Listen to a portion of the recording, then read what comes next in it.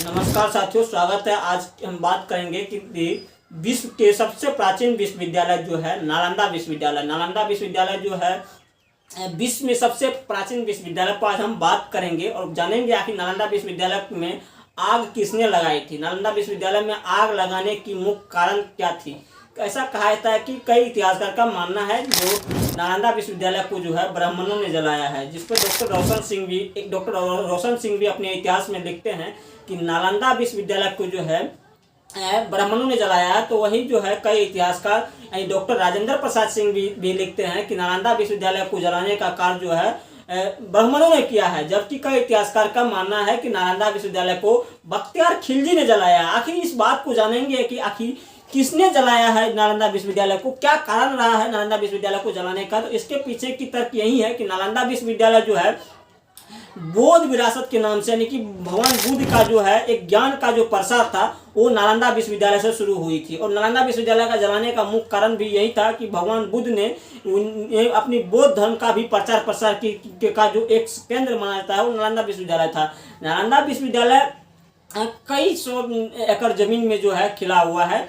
आज पूरी दुनिया जो है बौद्ध धर्म की प्रचार प्रसार कर रही है और हम जो है नालंदा विश्वविद्यालय को हमारे भारत के में जो है ब्राह्मण ने इसीलिए ऐसा कायदा जला दिया है क्योंकि उन्होंने हिंदुत्व धर्म को न स्वीकारते हुए बौद्ध धर्म को स्वीकार करके उन्होंने इस डर था कि कहीं बौद्ध धर्म जो है हिंदू धर्म पे हावी ना हो जाए। यही कारण था जो नालंदा विश्वविद्यालय जो है एक शिक्षा का जो केंद्र था, एक उभरता हुआ जो भारत का जो विश्व स्तर पर एक पहचान दिया था, उनको जलाने का काम किया था। तो नालंदा विश्वविद्यालय का जलाने का मुख्य कार्य है कि बौद्ध धर्म को जो है किसी न किसी प्रकार से जो उन्हें पतन किया जाए। इस पर और जो है एक इतिहासकार का मानना है कि नालंदा विश्वविद्यालय का इतिहास जानने से पहले आप ये जानिए कि ये आर्य समाज की स्थापना किसने की थी और आर्य समाज की स्थापना करने के पीछे की कारण क्या थी।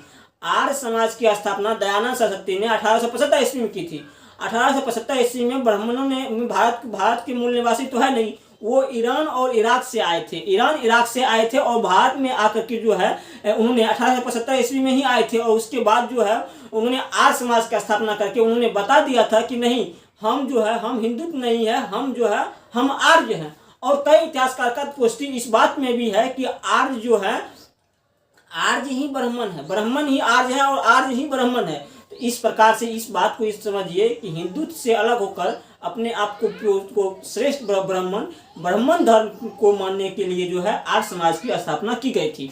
1875 ईस्वी में दयानंद सरस्वती ने अपनी किताब में लिखते हैं कि हिंदू जो है हिंदुत्व कोई धर्म नहीं है, हिंदुत्व ब्राह्मणों की दी हुई गाली है। ये बात मैं नहीं बोल रहा हूँ, ये दयानंद सरस्वती ने अपनी किताब में लिखी हुई है कि हिंदुत्व धर्म नहीं है, सनातन धर्म है। सनातन धर्म एक पवित्र धर्म है, लेकिन हिंदुत्व जो है अंग्रेजों की दी हुई गाली है। इसी प्रकार से मुस्लिम और चलिए इसमें वहीं से नालंदा विश्वविद्यालय से ही हिंदू और मुस्लिम का मैटर लगा करके जो है उन्हें अपनी नाकामी को दबाने में लग गई है। तो इस प्रकार से बख्तियार खिलजी ने यानी कि नालंदा विश्वविद्यालय को जलाया तो ब्राह्मण ने, लेकिन बाद में उनका श्रेय जो है एक बख्तियार खिलजी पर लगाया गया कि नालंदा विश्वविद्यालय को ब्राह्मणों ने नहीं बख्तियार खिलजी ने जलाया है, जबकि इसकी पुष्टि कहीं नहीं की जाती है। लेकिन आज के इतिहासकार जो है पुरानी इतिहास, जैसे कि दिल्ली विश्वविद्यालय में एक इतिहास था, नालंदा विश्वविद्यालय का इतिहास लिखी जा रही है, उसमें पहले ही ये साबित ये कर चुके हैं कि नहीं,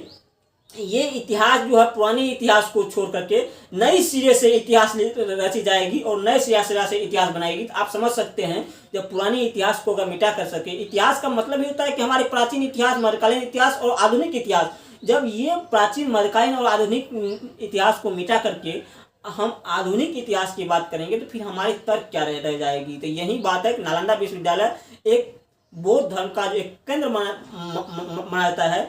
विश्व के लोग जो है प्राचीन भारत में विश्व के विभिन्न देशों से नालंदा विश्वविद्यालय आए थे, वहाँ रिसर्च करने के लिए, वहाँ खोज करने के लिए, वहाँ तर्क करने के लिए। बिहार के गया जिला में भगवान बुद्ध की जन्म होती है और उन्होंने जो है वो उसी बहाने नालंदा विश्वविद्यालय जो शिक्षा का केंद्र बनता है और वही शिक्षा का केंद्र जिसमें जो है खास करके विदेशी लोग भी आए थे और अपनी शिक्षा ग्रहण करने के लिए, उस पर रिसर्च करने के लिए। वो आखिर नालंदा विश्वविद्यालय की जलाने का मुख्य कारण क्या था।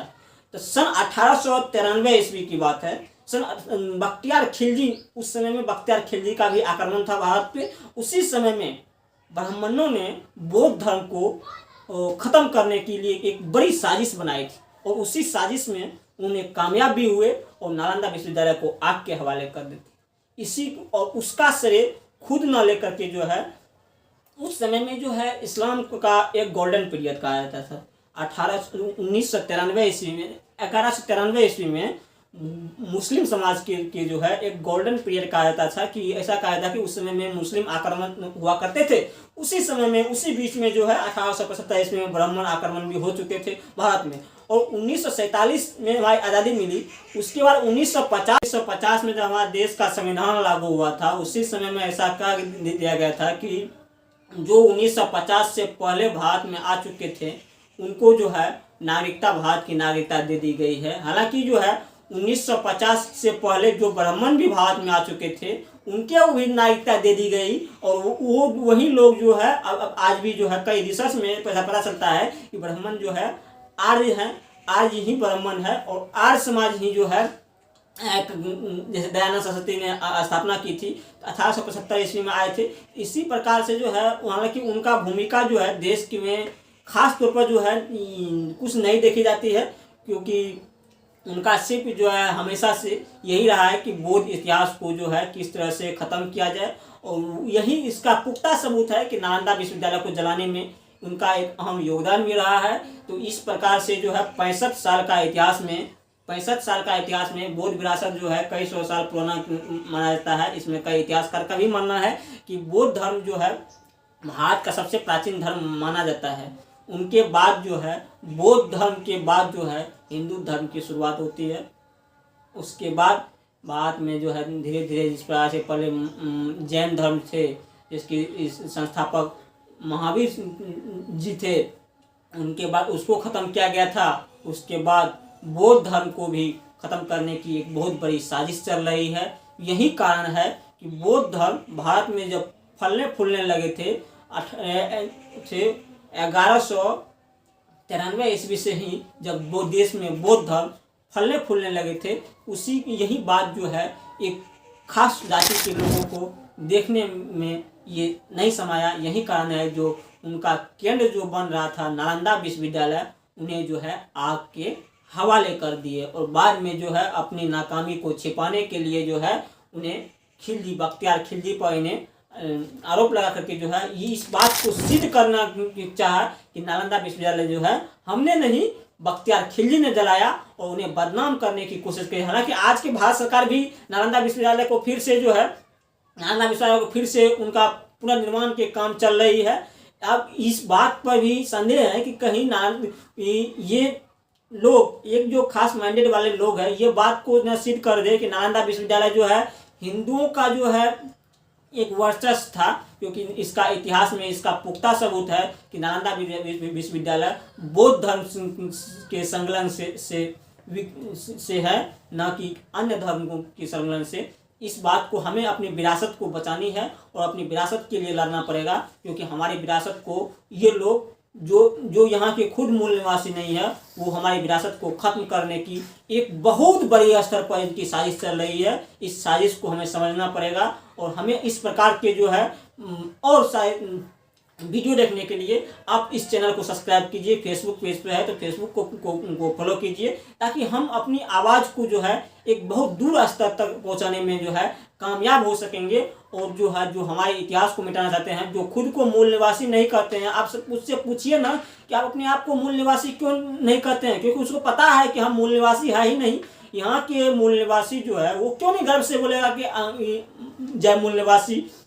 लेकिन जो मूल निवासी नहीं है वो हमारे महापुरुष बाबा साहब अम्बेडकर को, पेरियार ललई सिंह यादव को, ज्योतिबा फुले को, काशीराम साहब को, इस सब को जो हमेशा सोशल मीडिया पर देखिएगा कि हमेशा अभद्र टिप्पणी करते हैं, और जो है खुद को कट्टर हिंदू बोलते हैं। बताइए, हिंदू और सनातन दोनों अलग अलग हैं।